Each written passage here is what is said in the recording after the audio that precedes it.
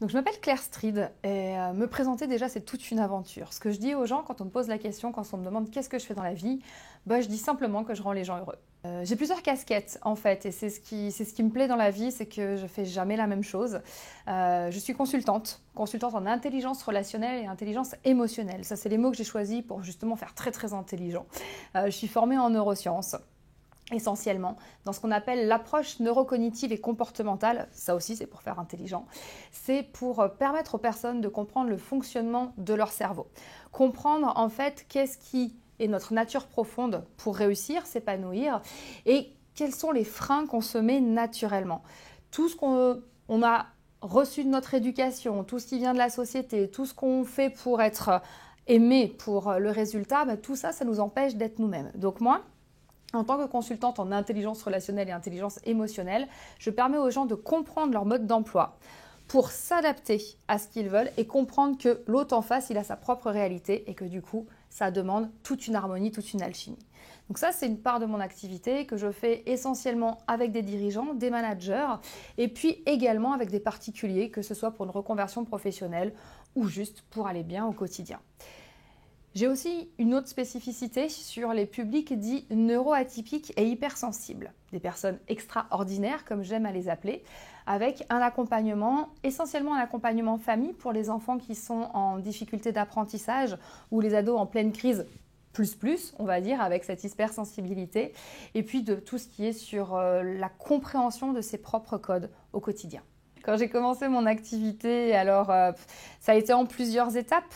Il y a très très longtemps, j'ai commencé par être prof et je pense que j'étais un peu en mode rebelle. Je vais sauver tous les gamins en difficulté et je vais changer le monde. Ça, c'était normal.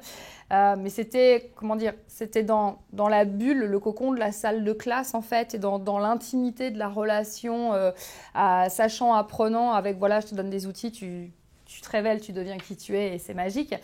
Et puis quand je suis passée à l'accompagnement, au coaching, à être consultant en entreprise, pareil, tant que c'était en face à face, ça allait, c'était une bulle. Et puis un jour, tout a changé et je suis passée devant une caméra, je suis passée sur scène et là, c'était l'angoisse. Qu'est-ce que c'était génial, ce frisson du début est extraordinaire. Plus gros challenge en tant qu'entrepreneur, j'allais te dire déjà oser me mettre entrepreneur. Je crois que ça a été pour moi mon premier challenge parce que je suis née dans une famille où l'entrepreneuriat, c'est pas considéré comme la voie de la réussite. En fait, c'était pas le code. Voilà, c'était pas le code, c'était la fonction publique était quand même la voie royale dans le sens où il y a la sécurité de l'emploi.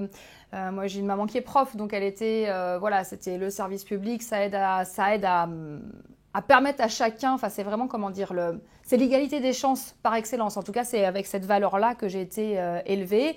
Et donc, moi, je voulais contribuer aussi à cette égalité des chances et au développement d'un mieux-être pour les personnes. Et donc, au début, j'avais ce formatage, fonction publique, éducation nationale ou autre. Moi, ma première vie, je suis ingénieure d'études en histoire, je donnais des cours en université et voilà, rien à voir avec ça. Donc, mon premier challenge a été, je me mets à mon compte. Le côté drôle de cette histoire, c'est que je ne me suis pas mise à mon compte en tant que coach pour commencer. Ma première entreprise, j'étais historienne indépendante. Et je crois qu'à l'URSSAF, quand je suis allée m'inscrire, ils ne s'en sont pas forcément remis. Ils m'ont dit « Madame, ça n'existe pas ». Ils m'ont inscrite comme documentaliste. Donc j'ai bien revendiqué que non. Mais ça a été mon premier défi, ça a été ça, je crois. C'était oser me faire confiance pour me dire « Oui, je vais, non pas… » C'est pas une lubie, c'est pas un caprice. Je décide que moi, Claire Stride, je suis capable de subvenir à mes besoins avec mon talent, avec qui je suis. Et j'ai des gens qui vont payer pour ça. Et ça va leur faire du bien et on va grandir ensemble. Je crois que c'est ça mon plus gros défi d'entrepreneur. Je suis vraiment fière de ce parcours. Quand je regarde, je me dis waouh, quand même, j'ai fait tout ça. Tu sais, malgré tout, on n'est pas conscient de tout ce qu'on fait. Comme je suis dans une multi-activité, il y a plein de projets. J'ai pas toujours conscience de tout ce qui a été enclenché, abouti, tout ce qui a évolué. Et des fois, je fais des petits temps morts, tu vois, des pauses, et je regarde et je fais ah ouais, quand même. Quand je me rends compte que j'ai écrit des bouquins, j'ai fait des conférences, que j'ai lancé la chaîne YouTube, que je participe à des projets nationaux, internationaux. Je me dis, ouais, quand même, en quelques années, ça a bien avancé. Donc ouais, je suis fière de moi. Alors, effectivement, tu m'avais permis d'intégrer le groupe sur Facebook au début où tu l'as lancé et j'ai trouvé l'initiative super. Je trouvais que ça changeait, ça a complété un manque Je fais partie de groupes d'entrepreneurs, mais c'était pas la même chose. Là, tu proposais quelque chose qui permettait d'avancer ensemble et en même temps chacun à son rythme. Et puis, moi j'aime bien, j'aime bien consommer de la formation. La formule est horrible. J'aime apprendre. J'aime apprendre et j'aime apprendre avec les personnes en qui j'ai confiance. Et toi, Alex, tu fais partie des personnes en qui j'ai confiance. Je me souviens toujours quand je t'ai rencontré lors d'un séminaire, voilà, tu as expliqué que c'était important d'aller voir les personnes à qui on voulait ressembler plus tard. Et du coup, je suis venue te voir à ce moment-là. Je ne serai jamais aussi grande que toi, on est bien d'accord. Mais ce que je veux, c'est avoir cette honnêteté, cette authenticité dans ma pratique professionnelle de consultante et de coach. Et c'est ce que j'ai senti avec toi. Et en te voyant, je me suis dit qu'effectivement, je pouvais passer au next level. Et du coup, tu as appelé le groupe comme ça, c'était trop bien. Donc, je me suis dit, ok, on y va. Et puis, après, j'écoute tout ce qu'on me raconte. Je ne prends pas forcément des notes, je retiens des choses. Je suis un peu bornée, je fais à mon idée, ce qui en général n'est pas trop ce que tu racontes. Mais c'est pas grave, j'essaie de faire un mix. Et j'ai pris la formation justement pour que ce soit un pense-bête. Tu vois, je me repasse les vidéos, j'écoute, je regarde les trucs, je fais les exercices. Voilà, ça me fait grandir au quotidien et ça me ramène sur quelque chose de cadré et c'est quelque chose dont j'ai besoin. Comme je l'ai fait après avoir engagé des choses, ça m'a confortée dans ce que j'avais déjà mis en place. Tu m'avais déjà conseillé personnellement sur pas mal de choses. J'ai vu que tu redisais les mêmes choses, donc c'était bien rassurant. Voilà. Et ouais, ça m'a permis de consolider ce que j'avais mis en place.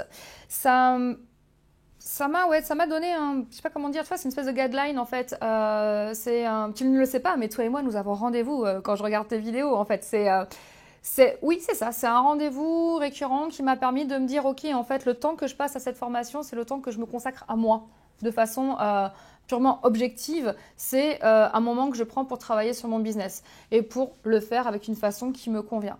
Donc c'est pas forcément un avant-après. Je pense que c'est vraiment comme, tu sais, un peu une logique de catalyseur. C'est tout le processus de transformation qu'on vit avec les outils que tu donnes. Juste au moment où je regarde la vidéo, ça me fait penser à quelque chose. Et en gros, ça m'a donné encore plus d'assurance et de confiance dans ce que je faisais. De la façon la plus objective possible et absolument sans aucun affect. J'en vois passer des formations, je vois des gens qui te promettent monts et merveilles, je reçois des dizaines de sollicitations pour être le meilleur sur Instagram, sur LinkedIn et tout ça, et ça me saoule. Ce qui me plaît, c'est que tu n'es pas dans cette démarche-là et que tu proposes vraiment quelque chose d'efficace, d'abordable, à tous les niveaux, c'est-à-dire que même quand tu parles dans tes vidéos, c'est simple, c'est carré, c'est précis. Et c'est efficace, c'est applicable immédiatement. Donc, moi, ce que je dirais aux personnes qui ont envie de se lancer en fait dans leur business, je conseillerais ta formation parce qu'elle est accessible, qu'elle est pro et qu'elle permet de mesurer en fait les progrès qu'on fait de façon significative. Pour me trouver, moi, Claire Strid, tu tapes mon nom sur notre ami Google ou un autre moteur de recherche et tu vas trouver mon site internet. Je vous invite surtout moi, à me retrouver sur Facebook, sur ma page pro et sur LinkedIn. Voilà, ce sont mes deux principaux canaux. La chaîne YouTube Pleinement Moi, les bouquins sur Amazon qui s'appellent Pleinement Moi aussi, hypersensible, différent et c'est cool. Et le dernier que j'ai sorti qui s'appelle #Renaissance, qui est ma renaissance, qui a eu lieu il n'y a pas très longtemps. Vous verrez ça. Et puis voilà, pensez à moi et je serai là.